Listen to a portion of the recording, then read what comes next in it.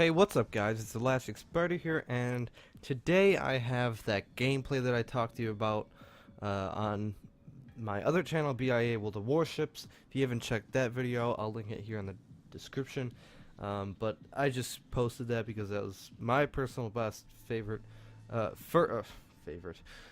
my fastest Witherer ever, and possibly the fastest Witherer ever in-game, never confirmed, but never denied.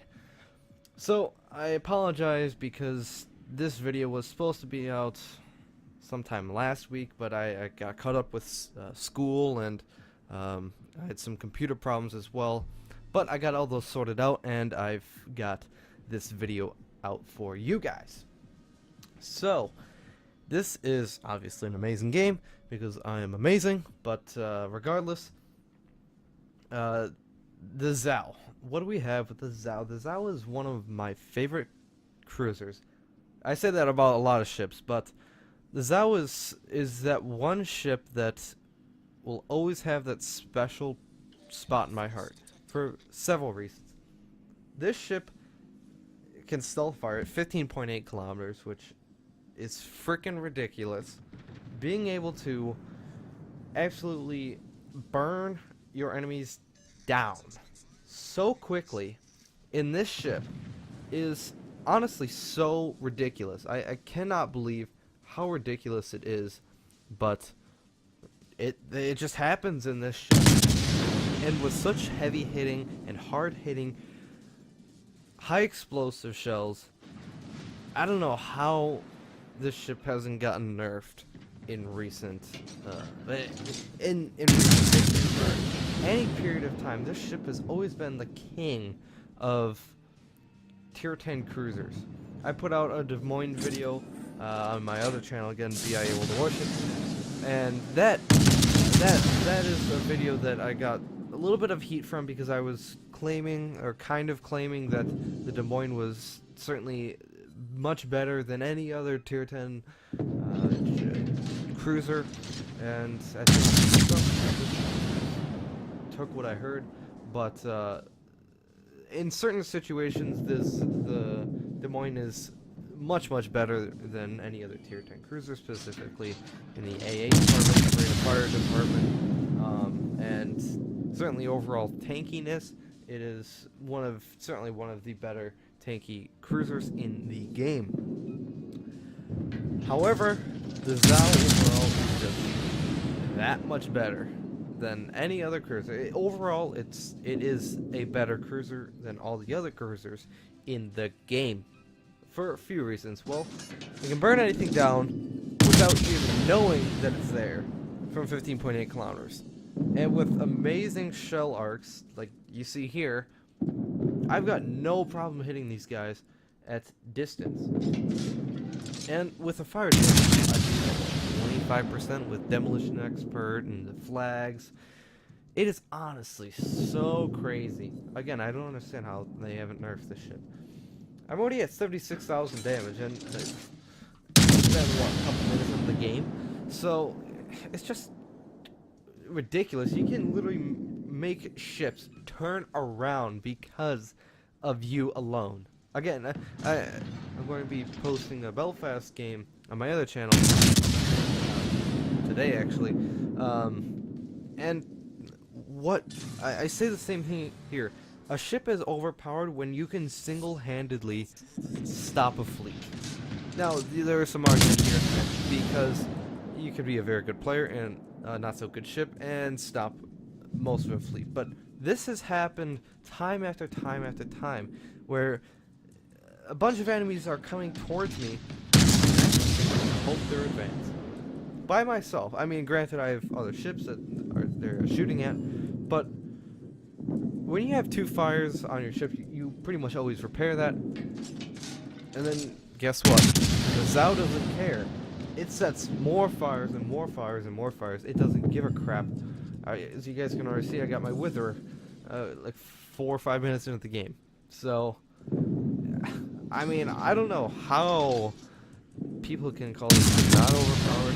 I mean, I haven't even gotten to the armor piercing. I might display the armor piercing, how good it is. But again, just like the high explosive, it is so good. just don't understand it.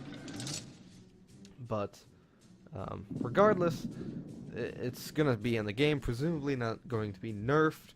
So we'll just have to kind of wait and see, I guess. But this ship is just so good, and I love it so much.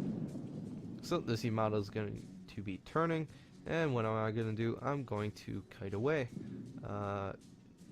But seeing that he's not looking at me, I probably will turn back in, because I am sailing away from the battle, as opposed to towards the battle, where I can actively shoot multiple targets if this Yamato does go out of sight, island cover, smoke cover, or he just dies altogether. So you always want to put yourself in the best position to do the most amount of damage you can with taking the least amount of damage possible. That is in a nutshell why good players are good, is because they are in the right position at the right time to take full advantage of their ship and punish the enemy team when they need to be punished. And the Zao just makes it so much easier with things like I've already said, the shell arcs, the fire chance, the hard-hitting, heavy-hitting, explosive, and armor-piercing. These are 203mm guns after all, so they will hit pretty hard against battleships. So, look at that. Again, commentator's curse. I speak of something good about the ship, and then it just underperforms.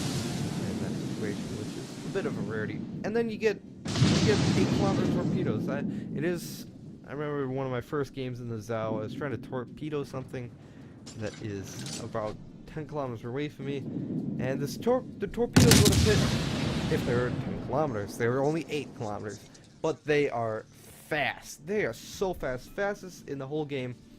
Granted, without these are base speeds, not upgraded speeds with something like torpedo acceleration, but 76 knot torpedoes, that is just absolutely insane. Those are, I believe, the Tagos torps, but I should dodge those pretty, oh, they ended, so no worries there. But yeah, those torpedoes they're so fast, they're so deadly, they hit hard. So you have almost all the tools that you need. The only thing that you lack is, of course, the AA. The tankiness, you still have the tankiness because the armor designed for the Japanese ships is especially unique. A lot of people know the Yamato's armor structure. It's got very unique armor structure. The Zao has a very similar one. It has, of course, some better angles for its citadel, even though its citadel armor itself isn't all that good. It has the angles, which angles can make up for pure armor, which is always good. So, but yeah, and the other thing, if you couldn't add anything better to the ship, it gets amazing concealment. I believe it's like 9.7 kilometer concealment, somewhere in that realm. So, I mean, what other tools do you need? Can you give it smoke even? I mean, smoke, radar, so.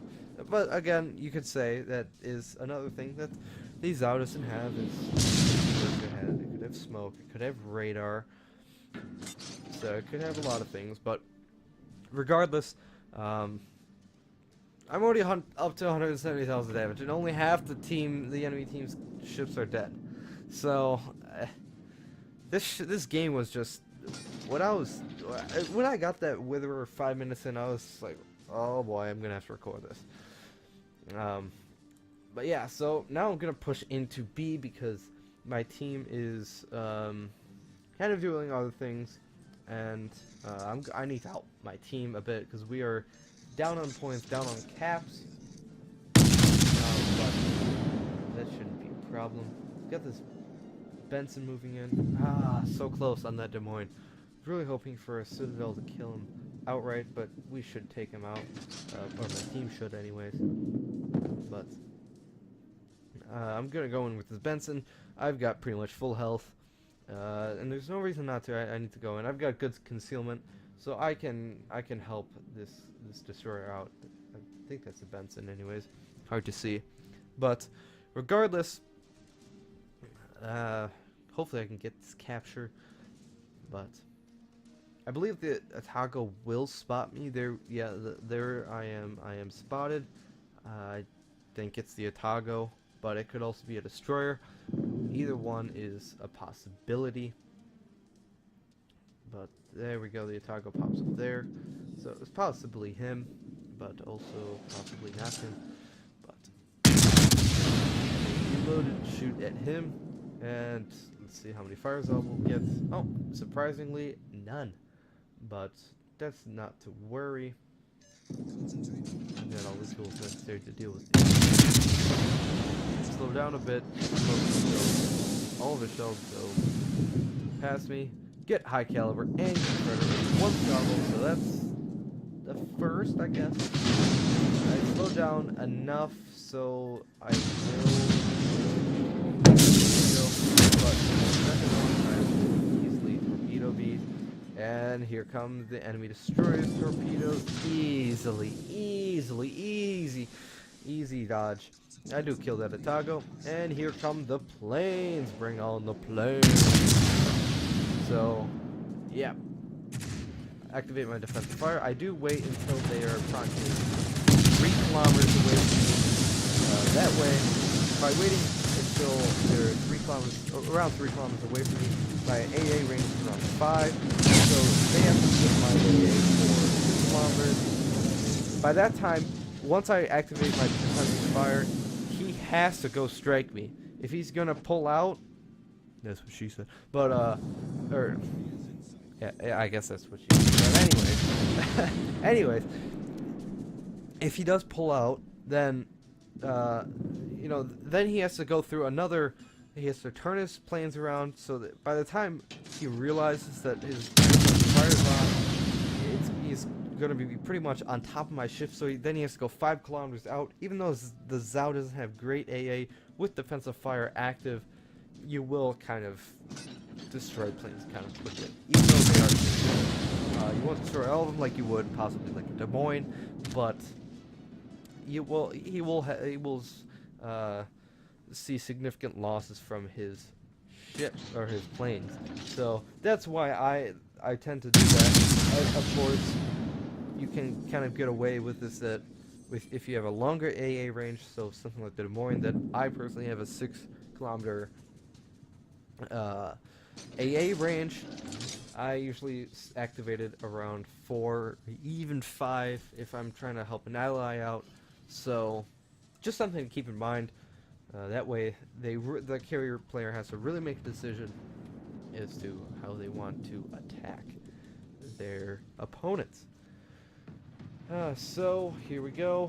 More spotted by a plane. I'm going to be going after this North Carolina. However, I'm going to hold my shots. The reason I do this is because I want to get in front of this island so that I can maneuver better. Because right now, I can't get all my guns to bear, and I don't want this North Carolina to spot me.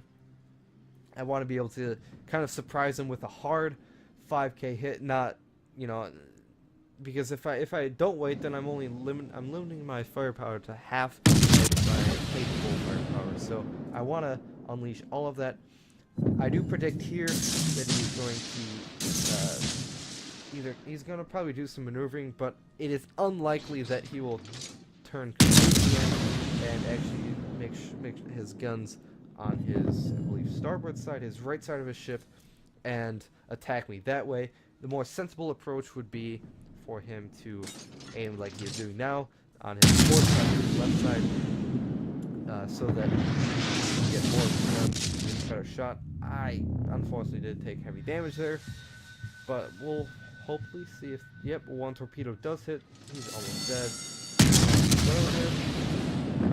It doesn't kill him, but then I got a little pesky destroyer after me. See if I can get the kill. I get the kill. That's awesome, awesome, awesome. And now just deal with this pesky little destroyer.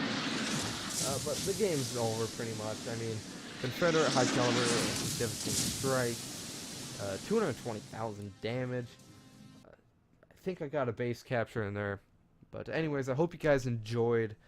Please like and subscribe to my channel. I don't post here often, but when I do, I try to make it as enjoyable as possible. So if you like my content, please consider subscribing and commenting if you've got any problems, concerns, or just say hello, I guess.